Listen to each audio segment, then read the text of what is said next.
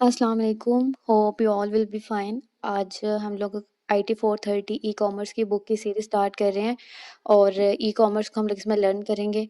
तो अभी हम लोग अपना फर्स्ट लेक्चर स्टार्ट करते हैं। इसमें सबसे पहले जो है वो आपने ई कॉमर्स की डेफिनेशन करनी है, ठीक है। ई कॉमर्स होता क्या है, ई कॉमर्स की वो डेफिनेशन लिखते हैं। तो जो जो चीज़ें हाईलाइटेड हैं आपने सिर्फ वो करनी है, क्योंकि शॉर्ट लेक्चर्स हैं इस वजह से हर चीज़ की डेप्थ में जाने की कोई ज़रूरत नहीं है, ठीक है।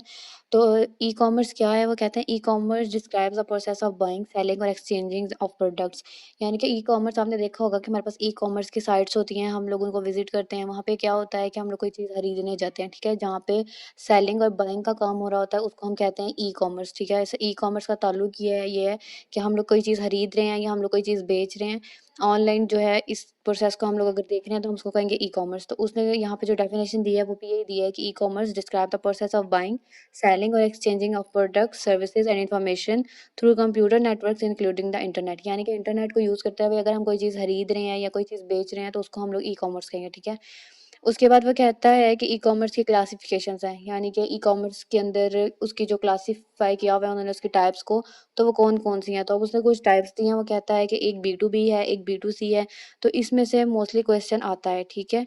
तो इस क्वेश्चन को देखना है आपने कि इनकी पहले तो एब्रीवेशन क्या बनती है, ठीक है। अगर आप इनकी एब्रीवेशन को समझ जाएंगे कि B2B का क्या मतलब है, B2C का क्या मतलब है, तो आपको ऑलरेडी इसका आंसर जो है समझ आ जाएगा, ठीक है। आपके दिमाग में आ जाएगा कि अच्छा इसका ये मतलब है और आप उसको अपनी वर्डिंग में लिख सकेंगे।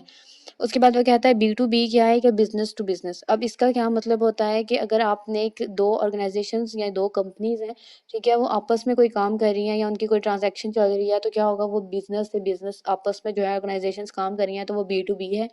अब B2C क्या है, वो B2C वो कहता है कि बिजनेस टू कंज्यूमर।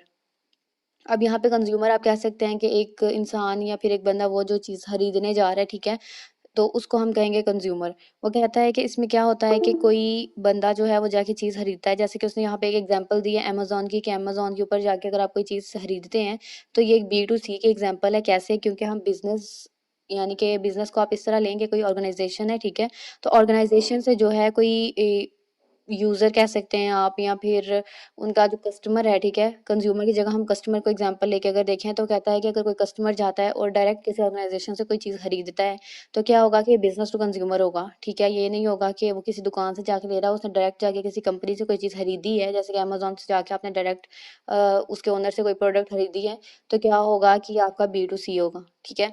देन हमारे पास आता है कंज्यूमर टू कंज्यूमर। इसके एग्जांपल में वो कहता है कि ये एग्जांपल ऐसी है कि कोई बंदा जाए और जाके किसी कंपनी या ऑर्गेनाइजेशन से कोई चीज़ें खरीदे, आए और आके दुकान डाले और फिर वो उस दुकान से जो है अपना सामान जो है वो बेचना शुरू कर दे, तो उसको हम कहेंगे कि ये C2C है, ठीक है। यानी कि कंज्यूमर टू कंज्यूमर है, किसी बंदे ने पहले वो चीज़ें खरीदी, फिर उसने आके अपनी दुकान में ला के उसको बेचना शुरू कर दिया। देन वो कहता है कि कंज्यूमर टू बिजनेस। अब वो कहता है कि इसको आप इस तरह से लेंगे, ये बिजनेस जो है इसमें अब लोग जो हैं, कोई बंदा या फिर जैसे हम कह सकते हैं कि जैसे कस्टमर पहले जा रहा था तो चीज़ खरीद के लेके आ रहा था, लेकिन वो कहता है इसमें क्या है कि कोई कस्टमर है, ठीक है, वो अपनी कोई सर्विसेज या फिर अपना कोई प्रोडक्ट है जो लोकल चीज़ें काम कर रही हैं, या कोई लोकल किसी ने बिजनेस स्टार्ट किया है, तो क्या होता है कि कोई कंज्यूमर बना रहा है चीज़ें, ठीक है, और वो जाके किसी कंपनी को जो है वो बेच रहा है, तो वो कहता है कि इसको हम C2B कहेंगे। अब वो कहता है इंट्रा बिजनेस क्या होता है। वो कहता है कि इंट्रा बिजनेस क्या होता है कि इसके अंदर all international organisation activities involving exchange of goods services और इन्फॉर्मेशन। तो वो कहता है कि इसके अंदर क्या है कि इंटरनेशनल लेवल पे इंटरनल जो ऑर्गेनाइजेशंस हैं वो सारी जो हैं आपस में काम करती हैं, तो इसको हम कहते हैं इंट्रा बिजनेस। तो आपको इंट्रा बिजनेस तो इतना हार्ड नहीं पूछेंगे वो पेपर में। जो मोस्टली क्वेश्चन आता है वो B2B और B2C के दरमियान में डिफरेंस का आता है, ठीक है, वो आपने लाजमी देखना है। देन हमारे पास आता है नॉन बिजनेस, यानी कि EC। अब इसके अंदर क्या है, वो कहता है कि इसके अंदर कोई इतना एक्सपेंसेस वगैरह का नहीं होता। जैसे कि ये जो तबलीगी जमातें होती हैं, वो क्या होता है कि वो लोगों की हेल्प करती हैं, वो लोगों के लिए अच्छा करने की कोशिश करती हैं। तो वो कहते हैं कि अगर इसके अंदर वो एडिड है सारी चीज़ें, तो अगर कोई रिलीजियस पर्पज़ के लिए या कोई सोशल ऑर्गेनाइजेशन है, गवर्नमेंट की एजेंसीज हैं जो लोगों को हेल्प आउट कर रही हैं, उनकी किसी किस्म की हेल्प कर रही हैं, तो इसमें क्या होगा कि ये नॉन बिजनेस हैं, ठीक है। नॉन बिजनेस सर्विसेज हैं, आप लोग उनको पैसे दे रहे हैं और उनकी हेल्प कर रही हैं। और इसके अंदर क्या है कि किसी का ना फ़ायदा हो रहा है और ना किसी का नुकसान हो रहा है। फ़ायदा तो खैर हो रहा है सबका, जिसको ज़रूरत है, लेकिन नुकसान किसी का नहीं हो रहा। अब वो कहता है कि जो बेसिक डेफिनेशंस हैं, web client, web server, browser, internet, और उसके बाद एक्स्ट्रानेट, और उसके बाद इंटरनेट। ठीक है, इंट्रानेट का स्पेलिंग क्या याद रखना है कि अगर वहाँ पे इंटरनेट आ गया और आप लोगों ने उसको इंटरनेट पढ़ के उसकी डेफिनेशन गलत लिख दी तो आपके नंबर जो है वो एक्सक्लूड हो जाएंगे। तो वो कहता है वेब क्लाइंट क्या होता है, machine that initiate interrupt request.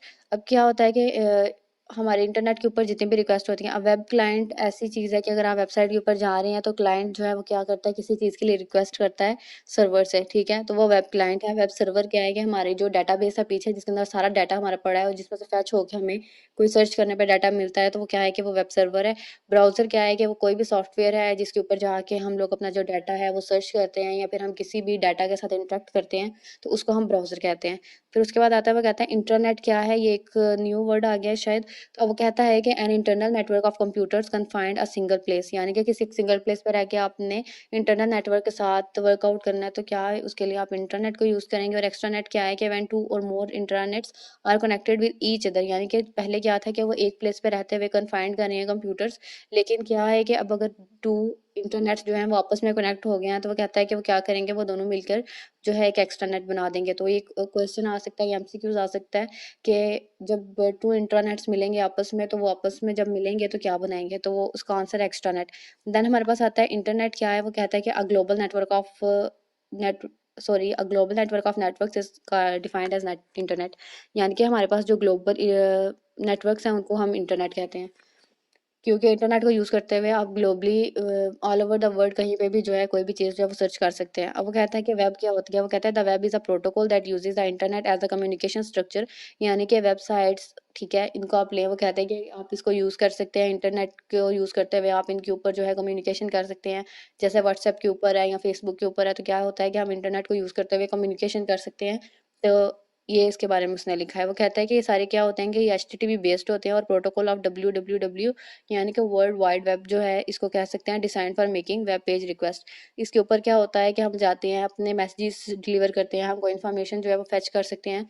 तो ये जो है वर्ल्ड वाइड यूज़ होता है। उसके बाद वो कहता है एचटीटीपी के 4 स्टेप्स हैं, ठीक है, ये पेपर में आता है क्वेश्चन। तो वो कहता है कि 4 स्टेप्स कौन से हैं, ये आपको पेपर में पूछेगा। एक तो क्लाइंट के 2 स्टेप्स हैं और एक सर्वर के 2 स्टेप्स हैं, ठीक है। अब क्लाइंट कौन है, मैं अगर ब्राउज़र के ऊपर कोई चीज़ सर्च कर रही हूँ तो मैं क्लाइंट हूँ, ठीक है। तो क्या होगा कि जब मैं कोई चीज़ सर्च करूँगी तो क्या होगा, first of all make a HTTP request for a web page, यानी कि मैं किसी वेब पेज के ऊपर कोई एक रिक्वेस्ट जो है वो सेंड करूँगी, ठीक है। यानी कि अगर मैं कहूँ उसको कि मुझे कोई चीज़ जो है वो निकाल के देंगे, मैंने T20 को सर्च किया है, तो क्या होगा कि एक रिक्वेस्ट होगी जो वेब पेज अपने सर्वर की तरफ जाएगा, उसको देगा कि मैंने T20 को सर्च किया, तो उसकी डाटाबेस में से वो आंसर जो है या फिर उसका जो इन्फो है वो निकाल के ला के दे। अब क्या होगा कि makes a TCP over IP network, यानी कि क्या होगा कि ये एक आईपी कनेक्शन बनाएगा मेरे और सर्वर के साथ कि वो जो इन्फॉर्मेशन है वो मुझे निकाल के देगा।